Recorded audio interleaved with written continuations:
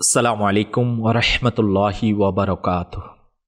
প্রিয় দর্শক শ্রোতা, উপস্থিত হয়েছি আবারও অনুষ্ঠান ঐতিহাসিক সিদ্ধান্তের সিরিজে। আজকের এপিসোডে আমরা জানতে পারব এমন এক ঐতিহাসিক সিদ্ধান্তের ব্যাপারে, যা নিয়েছেন প্রিয় নবী সাল্লাল্লাহু তাআলা আলাইহি ওয়া আলিহি ওয়াসাল্লাম এর পরে যিনি এই সিদ্ধান্ত নিয়েছেন, ইনি হচ্ছেন আল্লাহ পাকের প্রিয় মাহবুব সাল্লাল্লাহু তাআলা আলাইহি ওয়া আলিহি ওয়াসাল্লাম এর সবচেয়ে বড় আশিক, যিনাকে আশিকে আকবর বলা হয়। প্রিয় দর্শক শ্রোতা, কিছু সিদ্ধান্ত এমন হয় যেগুলোর প্রভাব খুব গভীর হয় না। সিদ্ধান্ত নেওয়া হয়, সময় চলে যায়, আর সেই সিদ্ধান্তের প্রভাবও হারিয়ে যায়। কিন্তু কিছু সিদ্ধান্ত এমনও থাকে যেগুলোর প্রভাব শতাব্দীর পর শতাব্দী ধরে টিকে থাকে। এগুলো জাতির ভাগ্য পরিবর্তন করে, ইতিহাসের নতুন অধ্যায় রচনা করে এবং দুনিয়ার চিন্তাধারা ও মতামত বদলে দেয়। আজ আমরা এমনই এক ঐতিহাসিক সিদ্ধান্তের কথা শুনব, যার ফলে মুসলমানরা সমগ্র পৃথিবীতে এক বিশাল শক্তি হিসাবে পরিগণিত হয়েছিল। সেই ঐতিহাসিক সিদ্ধান্ত ছিল দ্বিতীয় খলিফা হযরত ওমর ফারুকে আজম রাদিয়াল্লাহু তাআলা আনহুকে খিলাফতের জন্য মনোনীত করার ঐতিহাসিক সিদ্ধান্ত। আর এই সিদ্ধান্ত কিভাবে নেওয়া হয়েছিল এবং এরপর মুসলমানদের ইতিহাসে এর কি প্রভাব পড়েছিল, এসব নিয়েই আজকের পর্ব সাজানো হয়েছে। প্রিয় দর্শক শ্রোতা, প্রিয় নবী সাল্লাল্লাহু তাআলা আলাইহি ওয়া আলিহি ওয়াসাল্লাম এর প্রকাশ্য উফাতের পর হযরত আবু বকর সিদ্দিক রাদিয়াল্লাহু তাআলা আনহু এর খিলাফতের বিষয়ে মুসলমানদের মাঝে কিছু মতভেদ দেখা দিয়েছিল। তাই তিনি রাদিয়াল্লাহু তাআলা আনহু চেয়েছিলেন তার ইন্তেকালের পর এই ধরনের কোনো মতভেদ যেন না ঘটে। এ কারণেই তিনি জীবদ্দশাতেই পরবর্তী খলিফা মনোনয়নের সিদ্ধান্ত নিলেন। তিনি বিভিন্ন আকাবির অর্থাৎ বড় বড় সাহাবায়ে কেরাম আলাইহিম রিদওয়ানগণের সঙ্গে পরামর্শ করেন এবং ফারুকে আজম রাদিয়াল্লাহু তাআলা আনহুকে খিলাফতের দায়িত্ব অর্পণের সিদ্ধান্ত গ্রহণ করে, যাতে তার ইন্তেকালের পর মুসলমানরা কোনো বিভেদের মধ্যে জড়িয়ে না যায় আর তারা নিজেদের ব্যাপারগুলো সুস্পষ্টভাবে পরিচালনা করতে পারে। ঘটেছিল এমন এক ঘটনা, যখন হযরত আবু বকর সিদ্দিক রাদিয়াল্লাহু তাআলা আনহু এর শারীরিক অবস্থা খুব সিরিয়াস হয়ে গিয়েছিল।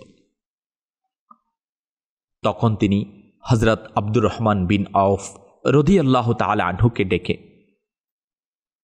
বললেন, আপনি হযরত ওমর রাদিয়াল্লাহু তাআলা আনহু সম্পর্কে কি বলেন?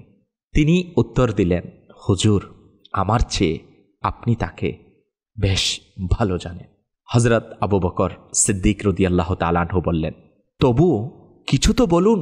তখন তিনি বললেন, খোদার কসম, আপনি হযরত ওমর ফারুক সম্পর্কে যে মত পোষণ করেছেন, অর্থাৎ তাকে নিজের পর খলিফা বানানোর সিদ্ধান্ত, তা এর চেয়েও অনেক বেশি উত্তম ও শ্রেষ্ঠ। প্রিয় দর্শক শ্রোতা, এরপর তিনি হযরত উসমান গনি রাদিয়াল্লাহু তাআলা আনহুকে ডাকলেন এবং তাকেও একই প্রশ্ন করলেন, আপনি আমাকে হযরত ওমর ফারুক সম্পর্কে কিছু বলুন। হযরত উসমান গনি রাদিয়াল্লাহু তাআলা আনহু উত্তর দিলেন, হুজুর, আপনি আমাদের চেয়ে ভালো জানেন। তিনি বললেন, এর বাইরেও কিছু বলুন। তখন উসমান গনি রাদিয়াল্লাহু তাআলা আনহু বললেন, আমার জানা মতে হযরত ওমর ফারুক রাদিয়াল্লাহু তাআলা আনহু এর অন্তর তার বাহ্যিক রূপের চেয়েও অনেক বেশি উত্তম এবং আমাদের মধ্যে তার সমপর্যায়ের কেউ নেই। এরপর সিদ্দিকে আকবর রাদিয়াল্লাহু তাআলা আনহু এবং হজরত উসাইদ বিন হুজাইর রাদিয়াল্লাহু তাআলা আনহুমা সহ অন্যান্য মুহাজির ও আনসারগণের সঙ্গেও পরামর্শ করেন। হজরত উসাইদ বিন হুজাইর রাদিয়াল্লাহু তাআলা আনহু বললেন, আল্লাহ পাক ভালো জানেন,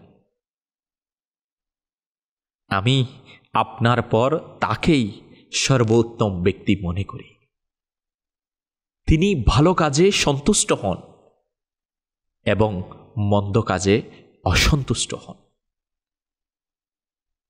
তার অন্তর তার বাহ্যিক রূপের চেয়েও বেশি উত্তম। তিনি আরও বললেন, আপনি হজরত উমর রাদিয়াল্লাহু তাআলা আনহু এর তুলনায় খেলাফতের পদমর্যাদার জন্য বেশি শক্তিশালী ও সক্ষম কাউকেই পাবেন না।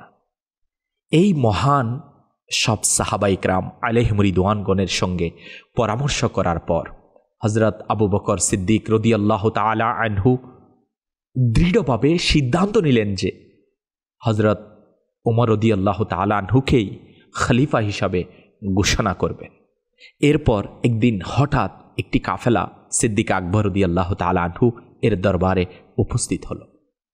তাদের মধ্যে কয়েকজন বলল, যদি আল্লাহ পাক আপনাকে প্রশ্ন করেন যে আপনি হজরত ওমর ফারুককে খলিফা বানানোর সিদ্ধান্ত কেন নিলেন, তাহলে আপনি কি উত্তর দিবেন? প্রিয় দর্শক শ্রোতা, এই প্রশ্ন হয়তো এই কারণেই করা হয়েছিল যে কিছু লোক হজরত ওমর ফারুক আজম রাদিয়াল্লাহু তাআলা আনহু এর কঠোরতা থেকে ভীত ছিল। তবে হজরত আবু বকর সিদ্দিক রাদিয়াল্লাহু তাআলা আনহু জানতেন যে তার কঠোরতা এটা পার্সোনাল ম্যাটার ছিল না, বরং তিনি ইসলামী বিধিবিধান বাস্তবায়নের ক্ষেত্রে কঠোর ছিলেন। তাদের কথা শুনে সিদ্দিকে আকবর রাদিয়াল্লাহু তাআলা আনহু বললেন, আমাকে বসাও। তখন তাকে বসিয়ে দেওয়া হলো। এরপর তিনি বললেন, তোমরা কি আমাকে আল্লাহ পাকের দরবারে হাজির হওয়ার ভয় দেখাচ্ছ? তিনি রাদিয়াল্লাহু তাআলা আনহু বললেন, আমি আল্লাহ পাকের দরবারে আরজি পেশ করব, হে আল্লাহ পাক, আমি তোমার জমিনে বসবাসকারী সমস্ত সৃষ্টির মধ্যে সর্বোত্তম ব্যক্তিকে খলিফা বানিয়ে এসেছি। আল্লাহু আকবার, আল্লাহু আকবার। কেমন উক্তি ছিল হযরত সাইয়্যিদুনা সিদ্দিক আকবর রাদিয়াল্লাহু তাআলা আনহুর। এরপর তিনি রাদিয়াল্লাহু তাআলা আনহু ইরশাদ ফরমালেন, আমার এই কথা অন্যদের কাছেও পৌঁছিয়ে দাও। হযরত আবু বকর সিদ্দিক রাদিয়াল্লাহু তাআলা আনহু হযরত উসমানে গনি রাদিয়াল্লাহু তাআলা আনহুকে ডেকে নির্দেশ দিলেন যে হযরত উমর ফারুক রাদিয়াল্লাহু তাআলা আনহু এর খিলাফতের বিষয়ে জনগণের জন্য একটি আনুষ্ঠানিক ঘোষণাপত্র লিখে দেওয়া হোক। তিনি লিখলেন, আল্লাহ পাকের নামে শুরু, যিনি পরম দয়ালু ও করুণাময়। এটি হলো সেই বক্তব্য যা আবু বকর রাদিয়াল্লাহু তাআলা আনহু তার দুনিয়া থেকে বিদায়ের সময় এবং আখিরাতের পথে পা রাখার মুহূর্তে বলেছে। এমন এক সংকটপূর্ণ সময়ে যখন কাফিরু কালিমা পড়ে, বৎকার ব্যক্তি তওবা করে, আর মিথ্যাবাদীও সত্য কথা বলে, তোমাদের উপর উমর ইবনে খাত্তাবকে আমির বানাচ্ছি। তাই তোমাদের জন্য আবশ্যক যে তার কথা শোনো এবং তার আনুগত্য করো। আমি আল্লাহ পাক ও তার রাসূল সাল্লাল্লাহু তাআলা আলাইহি ওয়াসাল্লাম এবং ইসলামের প্রতি এমনকি নিজের ও তোমাদের হক আদায়ে কখনো অবহেলা করিনি। যদি ওমর রাদিয়াল্লাহু তাআলা আনহুর ন্যায় বিচার করে, যা আমি তার কাছ থেকে আশা করি, তাহলে প্রত্যেক ব্যক্তি তার সৎকর্মের প্রতিদান পাবে। আর যদি তিনি অবিচার করে, তাহলে প্রত্যেকের কর্মের জন্য নিজেকেই জবাবদিহিতা করতে হবে। তবে আমি আমার দিক থেকে সর্বোত্তম কাজ করেছি।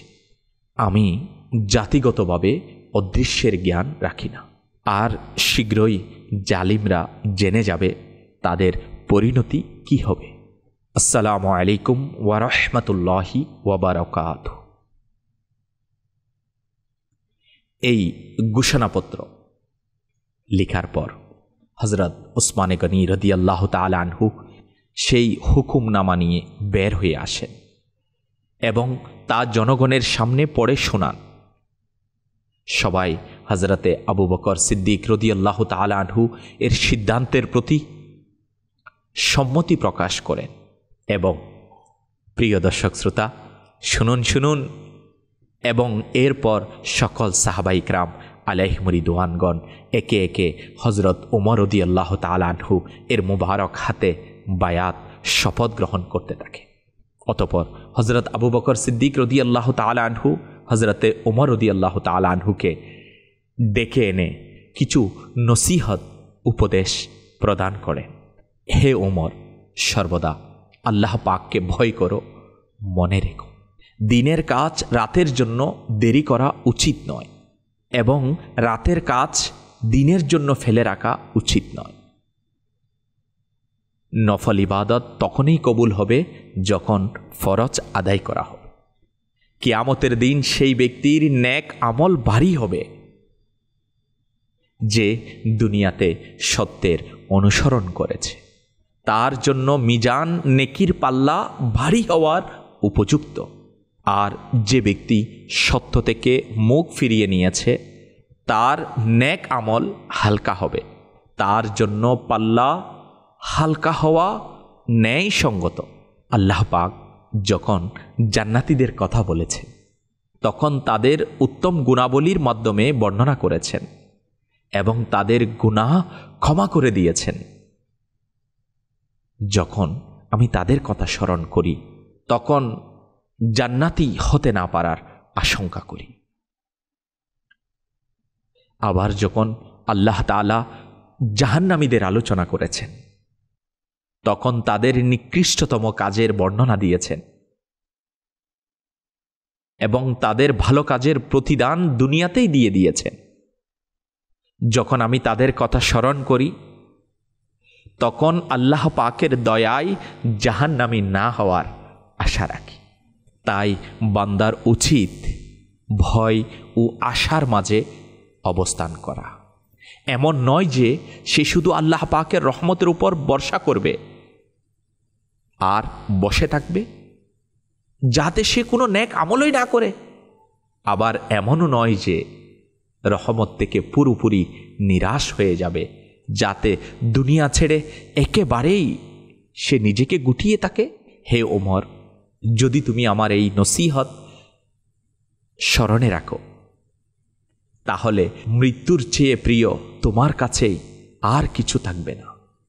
হজরত উমর ফারুক রাদিয়াল্লাহু তাআলা আনহুকে নসিহত করার পর হজরত আবু বকর সিদ্দিক রাদিয়াল্লাহু তাআলা আনহু একান্তে আল্লাহ তাআলার দরবারে দোয়া করার জন্য নিজের উভয় হাত তুলে দেন এবং এভাবেই দোয়া করেন, হে আমার প্রতিপালক, আপনার প্রিয় হাবিব সাল্লাল্লাহু তাআলা আলাইহি ওয়া আলিহি ওয়াসাল্লাম এর উম্মতের জন্য তাদের কল্যাণ ও সংশোধনের ইচ্ছা করেছি। হে আমার মালিক, যখন আমি অনুভব করলাম যে তারা ফিতনা ও পরীক্ষার সম্মুখীন হতে পারে তখন আমি তাদেরকে রক্ষা করার জন্য আমার সামর্থ্য অনুযায়ী সর্বোত্তম চেষ্টা করেছি, যা তুমি আমার থেকে ভালো জানো। হে আমার প্রাণের মালিক, আমি আমার বুদ্ধিমত্তা ও চিন্তাধারার ভিত্তিতে তাদের মধ্য থেকে সর্বোত্তম, অধিকতর শক্তিশালী এবং বেশি নেক আমলকারী ব্যক্তিকে তাদের দায়িত্ব অর্পণ করেছি। হে আমার জীবনের মালিক, আমার বিদায়ের মুহূর্ত গনিয়ে এসেছে, তাই তুমি তাদের মাঝে আমার জন্য একজন উত্তম উত্তরসূরি নিযুক্ত করে দাও।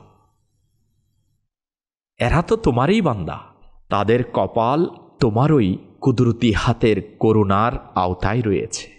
হে আল্লাহ পাক, তাদের শাসকদের হিদায়াত দান করো।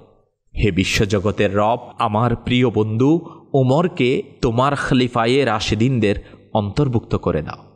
প্রিয় দর্শক শ্রোতা, হজরত আবু বকর সিদ্দিক রাদিয়াল্লাহু তাআলা আনহু এর এই ঐতিহাসিক সিদ্ধান্ত দ্বীন ইসলামের জন্য এক বিশাল কল্যাণ বয়ে এনেছিল। হজরত উমর ফারুক রাদিয়াল্লাহু তাআলা আনহু এর খিলাফত মুসলমানদের যে পরিমাণ উপকার সাধন করেছে তা কারও অজানা নয়। হজরত উমর ফারুক রাদিয়াল্লাহু তাআলা আনহু এর খিলাফতের সময় সেই যুগের দুই সুপার পাওয়ার্সকে পরাজিত করে ইসলামের শত্রুদের সামনে মুসলমানদের মর্যাদা ও অবস্থান সম্পূর্ণরূপে বদলে দিয়েছিলেন। এমন এক সুবিচারপূর্ণ শাসন ব্যবস্থা উপহার দিয়েছিলেন, যার প্রশংসা আজও অমুসলিমরা করে থাকে। ফারুকে আজম রাদিয়াল্লাহু তাআলা আনহুর খিলাফতে সভ্যতা, ন্যায় বিচার, আইন, অর্থনীতি ও বিজয়ের প্রসার এমন এক উচ্চতায় পৌঁছেছিল যে ইতিহাস সাক্ষী। যদি তিনি আরও কিছু বছর জীবিত থাকতেন, তাহলে পৃথিবীতে ইসলামের বাইরে অন্য কোনো ধর্মের অস্তিত্বই হয়তো থাকত না। আজকের পর্ব সমাপ্ত করছি হজরত আবদুল্লাহ ইবনে মাসউদ রাদিয়াল্লাহু তাআলা আনহু এর এক মূল্যবান বাণী শুনিয়ে। তিনি বলেন, তিনজন ব্যক্তি দৃঢ়, বিচক্ষণ এবং দূরদর্শিতার অধিকারী ছিলেন। তাদের মধ্যে অন্যতম হলেন হজরত আবু বকর সিদ্দিক রাদিয়াল্লাহু তাআলা আনহু, যিনি নিজের প্রজ্ঞা ও অন্তর্দৃষ্টি দ্বারা হজরত ওমর ইবনে খাত্তাব রাদিয়াল্লাহু তাআলা আনহুকে খলিফা হিসাবে মনোনীত করেছিলেন।